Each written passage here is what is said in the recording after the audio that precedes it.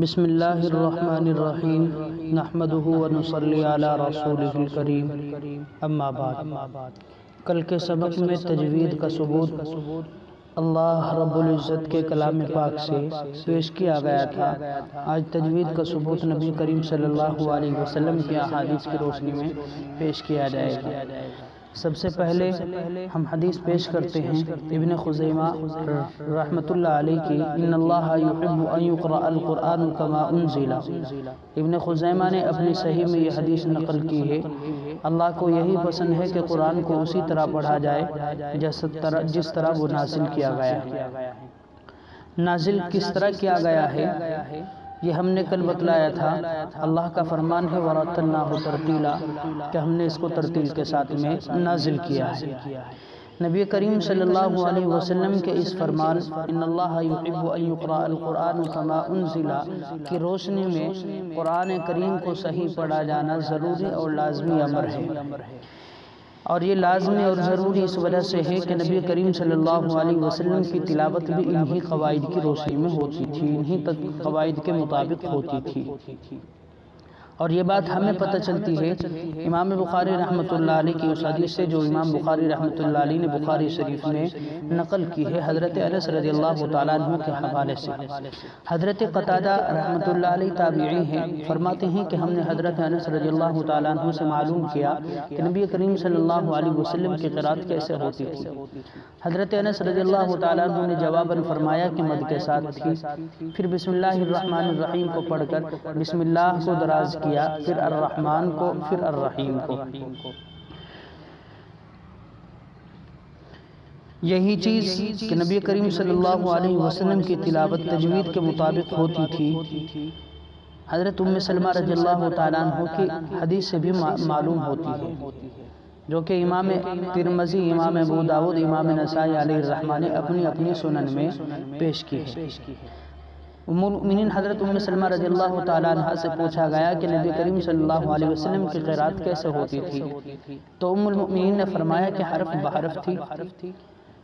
اور جامع الوقف معرفت الوقوف میں ایک حدیث نقل کی گئی ہے حضرت ام سلمہ رضی اللہ تعالیٰ عنہ کے حوالے سے، وہ بھی کچھ اسی طریقے کی حدیث ہے، اس کو خالص امام ترمذی علیہ الرحمہ نے روایت کیا ہے۔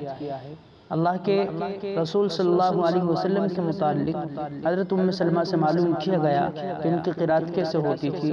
آپ نے فرمایا کہ پارا کرتے تھے، پارا پارا کرتے تھے، یعنی الحمدللہ رب العالمین پڑھا، پھر ٹھہر گئے، پھر پڑھا الرحمن الرحیم، پھر ٹھہر گئے، پھر مالک یوم الدین پڑھتے، پھر ٹھہر جاتے، اسی طرح آخر تک یہ مکمل صورت حضرت ام سلمہ رضی اللہ تعالیٰ عنہ نے سنائی۔ ایک ثبوت نبی کریم صلی اللہ علیہ وسلم کی حدیث کی روشنی میں ہمیں یہ ملتا ہے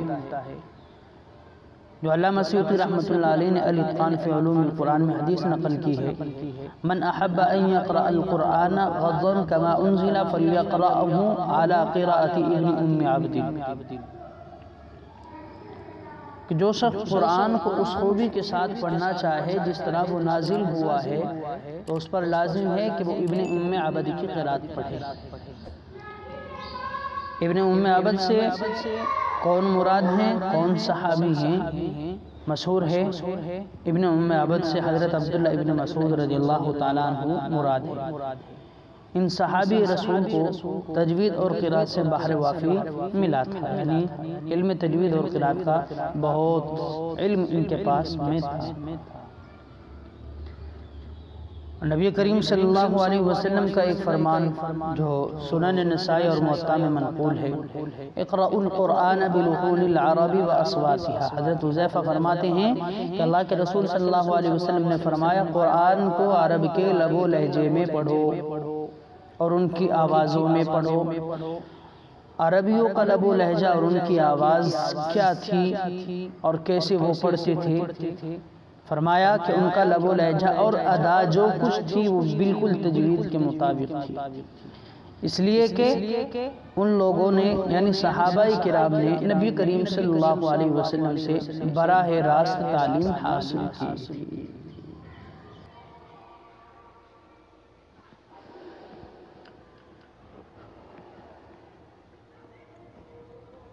اور ایک حدیث نبی کریم صلی اللہ علیہ وسلم کی جو امام بخاری اور امام مسلم علیہ الرحمن بخاری اور مسلم شریف میں نقل کی ہے،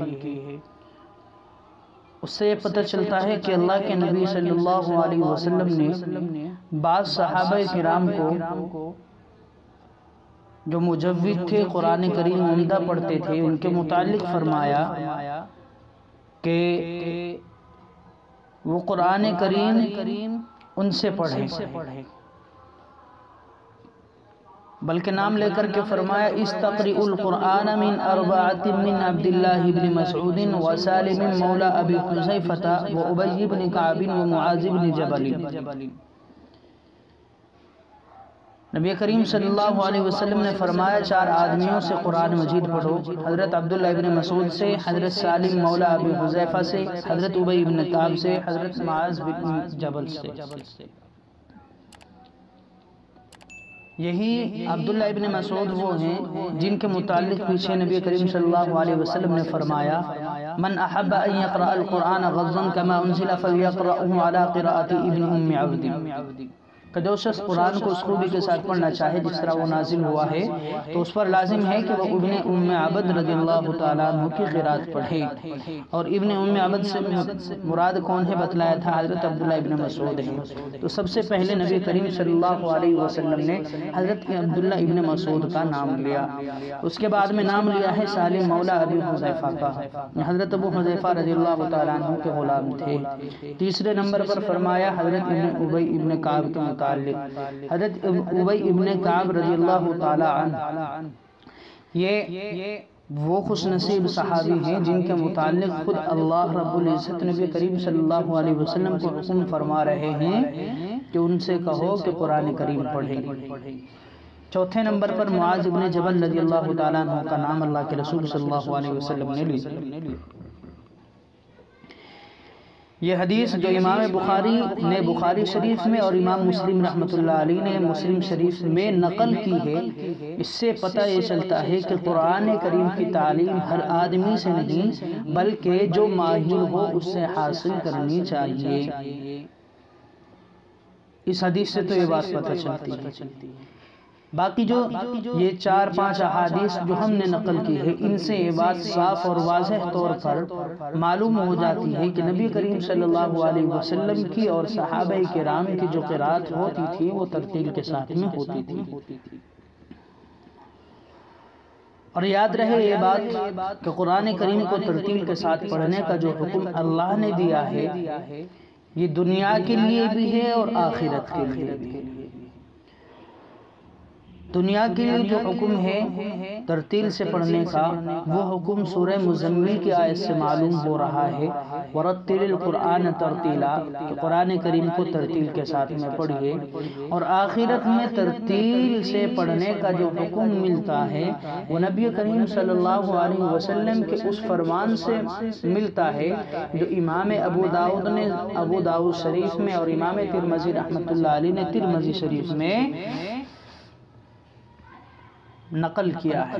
قالوا لصاحب القرآن اقرأ وارتق ورتل كما كنت ترتل في الدنيا فإن منزلتك عند آخر آية تقرأها۔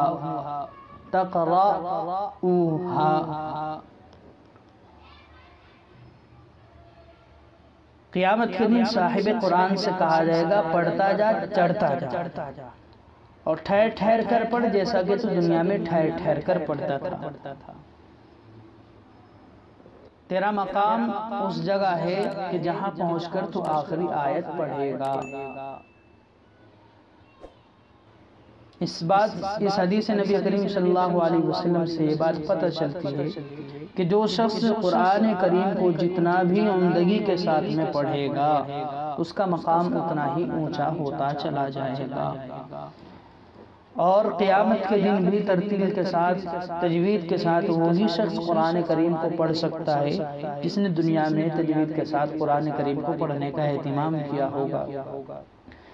تجوید صرف کسی مجمع کے جلسے میں یا جلسے میں قرات کرنے کا نام نہیں ہے کہ وہاں خوبصورتی کے ساتھ میں پڑھ لیا، ایسا نہیں ہے، بلکہ یا کہیں نماز پڑھانے لگے تو وہاں پر پڑھنے لگے نہیں، بلکہ ہر لمحہ ہر حال میں قرآن کریم کو تجوید کے ساتھ میں پڑھا جائے،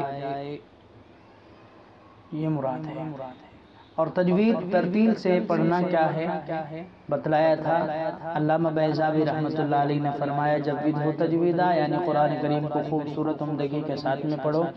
اور حضرت علی کرم اللہ وجہہ سے ترتیل کے متعلق منقول ہے کہ ہوا تجوید الحروف و معرفت الوقوف، حروف کو خوبصورتی کے ساتھ میں پڑھنا اور معرفت وقوف کے ساتھ میں پڑھنا۔ اللہ رب العزت ہمیں عمل کی توفیق عنایت فرمائے اور قرآن کریم کو بھی تجوید پڑھنے کی توفیق عنایت فرمائے۔ وما علینا الا البلاغ۔